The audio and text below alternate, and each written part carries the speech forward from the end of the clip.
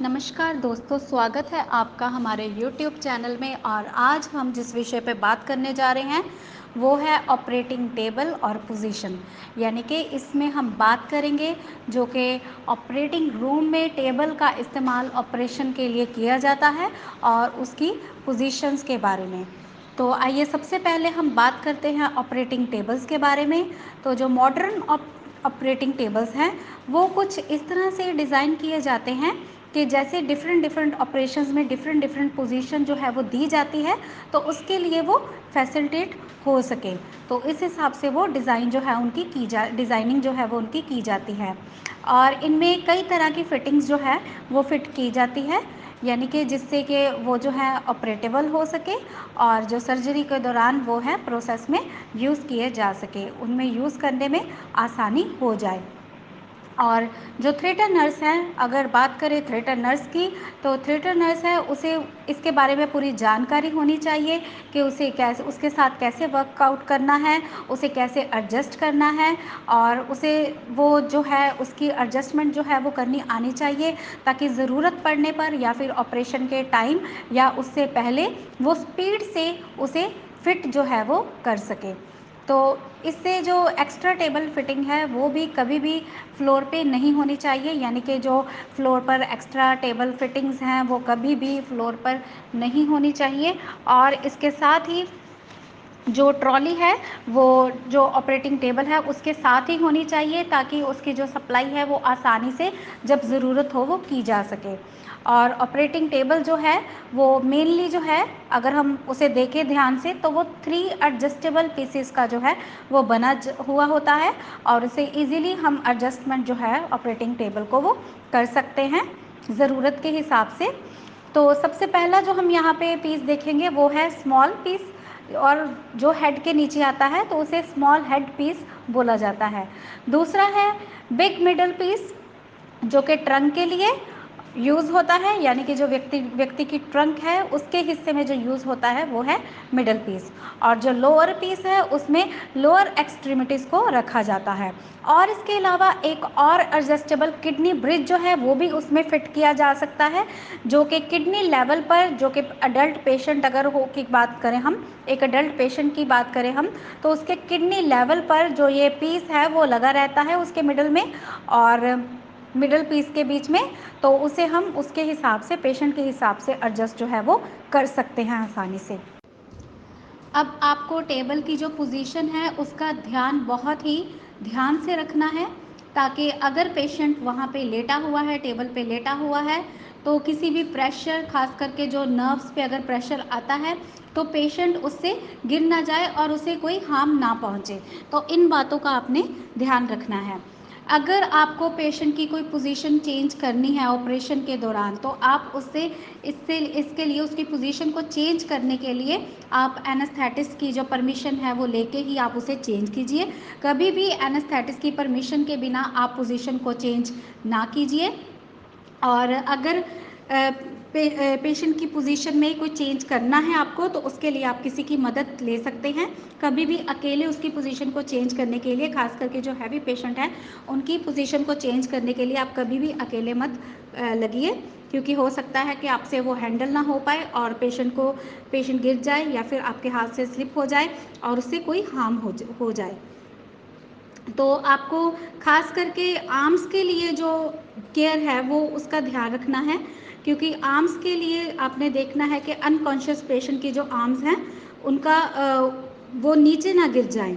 यानी कि उसके लिए आप जो है, अगर कोई नीचे गिरी है, अगर कोई आर्म जो है वो नीचे गिर गई है, तो उसे सपोर्ट दें, या फिर उसे जो नेचुरली पोजीशन जो, या फिर फ्लेक्शन, या फिर जैसे भी स्ट्रेट रख रहा है वैसे ही आप उसे रख दीजिए, या उसकी जो नेचुरल पोजीशन है उसमें आप उसे, उसकी आर्म को आने दीजिए। और अगर टेबल पर पेशेंट जो है वो रखा हुआ है और अगर वो खास करके अगर वो अनकॉन्शियस है, तो उसका आप बहुत ही, आपको ध्यान जो है वो केयरफुली रखना होगा। अगर कोई इन्फेंट है, यानी कि 1 साल तक या फिर 1 साल से छोटा बच्चा है, तो उसे क्रूसीफॉर्म पैडेड सप्लिंट में अच्छी तरह से उसे आप बैंडेज कर सकते हैं, यानी कि क्रूसीफॉर्म सप्लिंट के साथ आप उसे बैंडेज कर सकते हैं, लेकिन वो वेल पैडेड हो, इसका ध्यान रखिए। और कभी भी पेशेंट को ऑपरेशन से पहले या ऑपरेशन के दौरान या फिर ऑपरेशन के बाद अकेला ना छोड़े, चाहे वो कॉन्शियस हो या फिर वो अनकॉन्शियस हो। क्योंकि क्या होता है कि जो ऑपरेशन टेबल हैं इनकी जो विड्थ है यानी कि चौड़ाई है वो बहुत ही कम होती है। इसकी वजह से पेशेंट अगर ज़रा सा भी सरका तो वो साथ के साथ नीचे गिर सकता है। तो इसीलिए आपको उसका ध्यान रखना पड़ेगा, चाहे वो कॉन्शियस ही क्यों ना हो। तो आइए अब हम बात करते हैं ऑपरेटिंग टेबल्स पर दी जाने वाली कुछ स्पेशल पोजीशंस के बारे में। तो यहाँ पे हम कुछ ही पोजीशंस के बारे में आपको जो है वो उसके साथ डिटेल में आपके साथ डिस्कस करेंगे। तो सबसे पहले मैं आपको जो पोजीशंस हैं उनके नाम बता देती हूँ। तो सबसे पहले है लेप्रोटमी पोजीशन, सेकंड है नेफ्रेक्टमी या फिर किडनी पोजीशन भी जिसे कहते हैं हम, थर्ड है लिथोटमी पोजीशन, फोर्थ है कॉलीलेक्टमी या फिर जिसे गॉल ब्लैडर पोजीशन भी जो है वो कहा जाता है। उसके बाद Trendelenburg position, position for operation on the breast and axilla, यानी कि अगर ब्रेस्ट या फिर एक्जिला का कोई ऑपरेशन जो है वो किया जाना है तो पोजीशन कौन सी देनी है। नेक का अगर ऑपरेट है तो उसके लिए कौन सी पोजीशन देनी है, और अगर सेरिब्रल ऑपरेशन है तो उसके लिए कौन सी पोजीशन देनी है, इन सब बातों के बारे में हम डिस्कस करेंगे। यानी कि अलग अलग ऑपरेशंस में जो अलग अलग पोजीशंस हैं वो अलग अलग डिफरेंट टाइप के टेबल्स के ऊपर दी जाती हैं। तो सबसे पहले हम यहाँ पे बात करेंगे लेप्रोटमी पोजीशन के बारे में। तो देखिए जो लेप्रोटमी पोजीशन है इसमें सबसे पहले जो पेशेंट है उसे सुपाइन पोजीशन दी जाती है। अब सुपाइन पोजीशन देने के साथ उसकी जो आर्म्स हैं वो उसकी बॉडी के साइड्स में जो है वो आ जाती है और थम्स और उसके हैंड्स को उसके साथ में टच कर दिया जाता है, थम्स को उसके हैंड्स के साथ में टच कर दिया जाता है। और जो टेबल है वो इतना उसकी हाइट रखी जाती है कि जितनी सर्जन के हिसाब से एडजस्टेबल उसे कर भी सकते हैं। यानी कि अगर सर्जन को थोड़ी हाइट लंबी चाहिए तो हम उस टेबल को एडजस्टमेंट करके थोड़ा उसकी हाइट को बढ़ा सकते हैं, लेकिन अगर हाइट कम चाहिए तो हम उस टेबल को एडजस्ट करके उसकी हाइट को कम कर सकते हैं। तो इस तरह से हम लेप्रोटमी पोजीशन जो है वो देते हैं। आगे हम बात करते हैं नेफ्रेक्टमी या फिर किडनी पोजीशन के बारे में। तो किडनी पोजीशन में जो सबसे पहले जो अफेक्टेड साइड है उसे हम ऊपर की तरफ रखेंगे और साइड लाइन पोजीशन जो है वो पेशेंट को देंगे। अब लेग्स के नीचे वाली साइड जो है वो फुली फ्लेक्स होनी चाहिए, खास करके जो नी लेवल है वो फुली फ्लेक्स्ड होना चाहिए। और जो फुट प्लेस है वहाँ पे हम कोई भी उसकी जो लेग्स हैं उसको रख सकते हैं। तो आप इसके लिए पैड्स को भी यूज़ कर सकते हैं कि फ्रिक्शन ना हो स्किन के बीच में। उसके लिए आप दोनों जो एंकल जॉइंट है वहाँ पे एक और नी जॉइंट के बीच में एक पैड भी रख सकते हैं। और जो टेबल का ब्रिज है, जैसे कि मैंने आपको पहले बताया था कि किडनी ऑपरेशंस के लिए जो ब्रिज है उसे यूज़ किया जाता है, तो जो टेबल का ब्रिज है उसकी मदद से आप उसे एलिवेट भी कर सकते हैं। जितना की ज़रूरत हो, जितनी रिक्वायरमेंट हो उसी हिसाब से उसको एलिवेट किया जाता है। और ये लोअर लिप्स और इलियक क्रस्ट जहाँ पे है उसके बीच में जो यह रहता है। और जो अपर मोस्ट आर्म होगी यानी कि जो ऊपर की तरफ आर्म होगी पेशेंट की, उसे पैड से रेस्ट देके यानी कि एक पैड की मदद से पैड नीचे रख के सपोर्ट भी कर सकते हैं। और एक हल्का सा बॉडी के ऊपर जो है बॉडी के ऊपर जो है उसका हाथ वो रख सकते हैं। और जो एल्बोज़ हैं वो फ्लेक्स्ड होनी चाहिए। और जो पेशेंट है, पेशेंट का फेस जो है उसके हाथों उसके हाथ को पेशेंट के जो दूसरा हाथ है उसको पेशेंट के फेस के नीचे हम रख सकते हैं। और ये जो पोजीशन है ज़्यादातर रेस्ड ब्रिज में ही या फिर रेस्ड ब्रिज के बिना जो है आमतौर पर दी जाती है।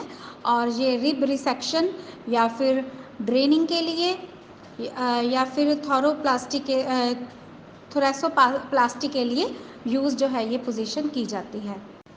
अब बात करते हैं लिथोटमी पोजीशन के बारे में। तो जैसे कि इसके नाम से ही आपको पता चल रहा होगा कि जैसे कि इसका नाम ही बता रहा है कि जो लिथोटमी पोजीशन है वो ज़्यादातर कॉमन जो ऑपरेशंस होते हैं उनमें दी जाती है।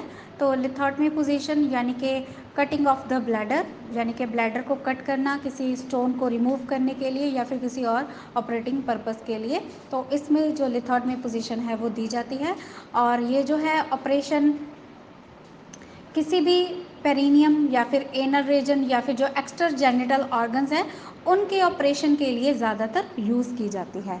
अब जो पेशेंट है इसमें उसे टेबल पर रखा जाता है, यानी कि उसे टेबल पर लेटाया जाता है और उसके बटक्स का जो एरिया है उसे वेल प्रोजेक्टेड जो है वो किया जाता है, और जो मिडल और लोअर सेक्शन है टेबल का, यानी कि जो मिडल और लोअर सेक्शन, जो टेबल का मिडल और लोअर सेक्शन है उसके बीच वाला जो हिस्सा है, जो जंक्शन उसके बीच में बन रहा है मिडल और लोअर सेक्शन के बीच में, वहाँ उसके बटक्स को रखा जाता है। और जो टेबल का एंड है, यानी कि हेड एंड साइड, वो उसकी रेस होगी, और जो लोअर एंड है यानी कि जो फुट एंड है वो हल्का सा जो है नीचे की तरफ होगा और वो वर्टिकल पोजीशन में रहेगा। तो जो पेशेंट की लेग्स हैं उन्हें रेज करके फिर फ्लेक्स किया जाता है, जो कि हिप और नी तक उसके पैरों को सपोर्ट दी जाती है, और कुछ स्लिंग्स की मदद से जो टेबल के क्रचेस हैं उन पर या फिर टेबल के जो साइड पे जो क्रचेस फिक्स रहते हैं उन पर एक स्लिंग्स की मदद से उसे बांध दिया जाता है। तो इसके लिए 2 पर्सन्स जो है उनकी ज़रूरत पड़ती है, जो कि पेशेंट की लेग को सपोर्ट दे के रखें उस टाइम, ताकि उसकी लेग जो है वो नीचे गिर के कहीं फ्रैक्चर ना हो जाए। खास करके जो हिप जॉइंट के जिन्हें अर्थराइटिस रहता है उन पेशेंट की जैसे हम एग्जांपल दें तो उनमें ये फ्रैक्चर होने के चांसेस जो है वो ज़्यादा रहते हैं। तो इसके लिए अगर जो मेटल पोल्स हैं, यानी कि जो टेबल के मेटल पोल्स रहते हैं साइड्स पे, उनमें पेशेंट की थाइज और उन मेटल पोल्स के बीच में आप कोई स्मॉल पैड भी रख सकते हैं, जिससे कि उनकी थाइज जो है वो मेटल पोल्स के साथ फ्रिक्शन ना करे, और अगर फ्रिक्शन होगी तो इससे वो जो एरिया है पेशेंट का थाइज जो है वो इंजर्ड भी हो सकते हैं। तो इसीलिए हम स्मॉल पैड्स जो है वो वहाँ पर रख देते हैं, और जो पेशेंट के हाथ हैं वो उसकी चेस्ट पर रख देने हैं। अब ज़्यादातर जो गायनोकोलॉजिस्ट हैं या फिर यूरोलॉजिकल सर्जन्स हैं वो यही प्रेफर करते हैं कि जो मॉडिफाइड लिथोटमी पोजीशन है वही दी जाए। अब इसमें क्या होता है, जो मॉडिफाइड लिथोटमी पोजीशन है इसमें थाइस को हल्का सा फ्लेक्स किया जाता है, लेस एक्यूटली फ्लेक्स्ड, यानी कि बिल्कुल थोड़ा सा फ्लेक्स किया जाता है, और जो लेग्स हैं उन्हें लेग रेस्ट के साथ सपोर्ट दी जाती है, और स्ट्रिप्स या पोज की ज़रूरत नहीं पड़ती, बल्कि इसकी जगह पे हम लेग रेस्ट देके उसकी पेशेंट की जो लेग्स हैं उन्हें सपोर्ट देते हैं। आगे है कॉलिसेक्टमी पोजीशन या फिर गॉल ब्लैडर पोजीशन। तो इस पोजीशन में क्या है कि पेशेंट को हम सबसे पहले सुपाइन पोजीशन देते हैं और उसके आर्म्स को पैडेड की सपोर्ट से, यानी कि पैड करके या फिर पैडेड सपोर्ट से एक्सटेंड कर देते हैं, और जो टेबल का ब्रिज है उसे रेज किया जाता है जहाँ पर लोअर रिब्स का सेशन है, यानी कि उस लोअर रिब्स के जो नीचे का जो हिस्सा है, जो ब्रिज है, उसे रेज कर दिया जाता है, जिससे कि लीवर और गॉल ब्लैडर जो है वो आगे की तरफ पुश हो सके और एब्डोमिनल वॉल की तरफ जो है वो आगे की तरफ आ सके। तो इससे जो टेबल है उससे उसकी ब्रेक को भी यूज़ किया जा सकता है, बजाय कि उसके ब्रिज को यूज़ करने के बजाय, यानी कि इसमें ब्रिज की जगह ब्रेक जो है वो टेबल के जो ब्रेक है उसको यूज़ कर सकते हैं। तो जो आर्म्स हैं उन्हें कभी भी फिक्स नहीं किया जाता साइड्स पे, बल्कि दोनों आर्म्स को एक्सटेंड करके, दोनों आर्म्स को फ्लेक्स करके या फिर छाती के ऊपर रख दिया जाता है या फिर साइड्स पे एक्सटेंड कर दिया जाता है, और कोई वाइड स्ट्रैपिंग की मदद से फिक्स भी किया जा सकता है। और जो ब्रिज है वो हल्का सा लोअर होना चाहिए, या फिर जो ब्रेक है वो स्ट्रेट होनी चाहिए, ताकि जो पेरियोस्टियम है उसे बंद करने से पहले जो ब्रेक है वो बिल्कुल सीधी कर देनी चाहिए और ब्रिज को लोअर जो है वो कर देना चाहिए। आगे बात करते हैं ट्रेंडलैंड-बर्ग पोजीशन के बारे में। तो ट्रेंडलैंड-बर्ग पोजीशन, जिसमें कि पेशेंट को पहले सुपाइन पोजीशन दी जाती है और उसके बाद उसकी नी को एग्जैक्टली वहाँ पे बेंड किया जाता है जहाँ पे फुट और जो टेबल का सेंट्रल सेशन है, यानी कि बीच वाला जो मिडल सेशन है उसका जंक्शन होता है। तो नीज को राइट वहाँ पे फ्लेक्स कर दिया जाता है। तो जो फुट एंड है उसे स्लाइटली सा लोअर किया जाता है, जो टेबल का फुट एंड है उसे लोअर कर दिया जाता है, ताकि जो पेशेंट की नीज हैं उन्हें फ्लेक्स होने में आसानी मिल सके और वो हल्का सा नीचे की तरफ फ्लेक्स हो जाए। और जो पेल्विक सपोर्ट है उसको देने के लिए पेशेंट को पेल्विक सपोर्ट देने के लिए जो पोजीशन है वो आमतौर पे यही दी जाती है।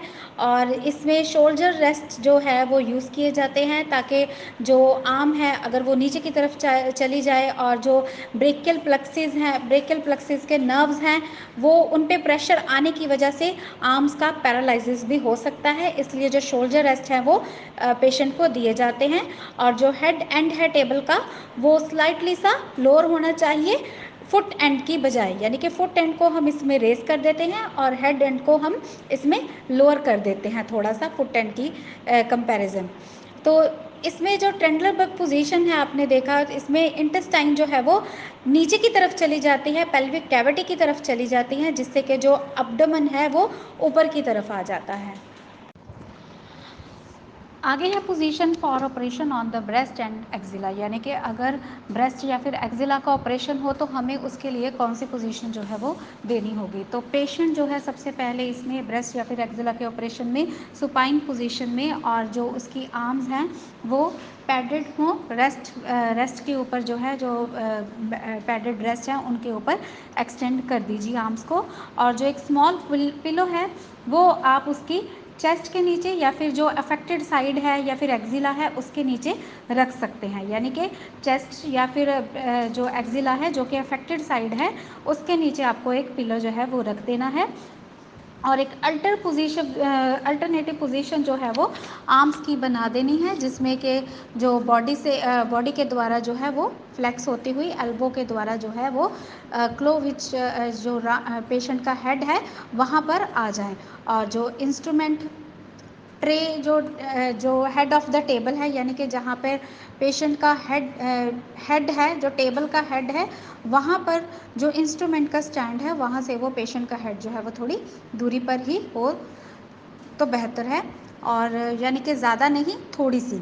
और जो आर्म्स हैं वो अपनी पोजीशंस में, और जो एक असिस्टेंट जो स्टूल पर बैठा हुआ है जो कि पेशेंट का हेड एंड साइड है, और जो टेबल का हेड एंड साइड है, जो असिस्टेंट वहाँ पे एक स्टूल पे बैठा हो वो उसकी आर्म और उसके जो हेड है उसको सपोर्ट दे। तो आगे हम देखेंगे position for operation in the neck, यानी कि अगर नेक का ऑपरेशन होना है तो उसके लिए कौन सी पोजीशन देनी है। तो ये जो पोजीशन है ज़्यादातर थायराइडेक्टमी या फिर ट्रैकियोस्टमी के जो ऑपरेशंस हैं उनके लिए यूज़ की जाती है। तो सबसे पहले इसमें सुपाइन पोजीशन देनी है और उसके बाद एक या फिर दो सैंड बैग्स लेने हैं जिन्हें के शोल्डर के नीचे रख देना है। इससे क्या होगा कि जो चेस्ट वाला हिस्सा है वो हाइपर एक्सटेंडेड हो जाएगा, यानी कि ऊपर की तरफ ज़्यादा उठ जाएगा, और जो एनेस्थेटिस्ट है वो पेशेंट के हेड को रेडी जो है वो कर देता है। और जो सैंड बैग है, जब आपने सूचरिंग करनी है, यानी कि जब ऑपरेशन हो गया और जब सूचरिंग की जानी है तब उन सैंड बैग्स को रिमूव कर देना है ताकि जो फ्लेक्शन है वो कम हो जाए। और इसमें बहुत ही ज़्यादा ध्यान देने की, केयर करने की ज़रूरत रहती है जिससे कि हेड को सपोर्ट दिया जाए और जो फ्लेक्शन है वो हल्की सी करके जो पोस्ट ऑपरेटिव मूवमेंट्स हैं, यानी कि अगर पोस्ट ऑपरेटिव ऑपरेशन के बाद की जो मूवमेंट्स है पेशेंट की उनको भी प्रिजर्व करना चाहिए जिससे कि सूचर्स पे कोई इफ़ेक्ट ना हो, यानी कि जो उस पेशेंट के जो सूचर्स हैं वो हिले जुले नहीं। तो इस पोजीशन को हम रोज़ पोजीशन भी कहते हैं, यानी कि टॉन्सिलेक्टमी या फिर रोज़ पोजीशन भी जो है वो कहा जाता है। उसके बाद बात करते हैं पोजीशन फॉर द ब्रोंकोस्कोपी और ईसोफेरेंजोस्कोपी। तो इसके लिए एक स्पेशल टेबल होता है जो कि एडजस्टेबल होता है और उस पर हेड रेस्ट क्लैंप जो है उसके एंड पे लगे होते हैं, और ये ऑर्डिनरी टेबल जो थिएटर टेबल है उससे उसके एंड से थोड़ा डिफरेंट होता है। तो पेशेंट के शोल्डर्स को जो टेबल के अपर एजेस हैं वहाँ पे रख देना है, और जो हेड सपोर्ट है वहाँ पे उसे, जो हेड रेस्ट है वहाँ पे उसे हेड को सपोर्ट कर देना है। और एक व्हील भी इसके राइट हैंड साइड पे होता है जो कि टेबल को पोजीशन देने के लिए, टेबल को मोड़ने के लिए यूज़ किया जाता है। और जो रेस्ट है पेशेंट का, जो हेड है, जो हेड रेस्ट है उसे आप कम भी कर सकते हैं, यानी कि नीचे की तरफ भी कर सकते हैं और रेज़ भी कर सकते हैं जितनी की रिक्वायरमेंट है, जितनी की ज़रूरत है। और इसके साथ ही एक ट्रिपल शीट भी होती है व्हील के साथ, जो कि डिटैचेबल होती है और ये स्टरलाइजेशन और जो कि ब्रोंकोस्कोपी या फिर फेरेंगोस्कोपी या फिर सक्शन ट्यूब्स जो होती हैं, जो स्टरलाइज किए होते हैं, उन्हें रखने के लिए यूज़ की जाती हैं। और जो पैड क्लैंप्स हैं वो शोल्डर्स के नीचे या फिर पेशेंट के जो शोल्डर्स के नीचे हैं, जो पैडेड क्लैंप्स है वो होते हैं। तो इसी के साथ हमारी जो ऑपरेटिंग टेबल्स और पोजीशन का जो विषय है वो समाप्त होता है। अगर आपको ये अच्छा लगा हो तो प्लीज़ इसे लाइक करें, शेयर करें और हमारे चैनल को सब्सक्राइब ज़रूर करें। धन्यवाद।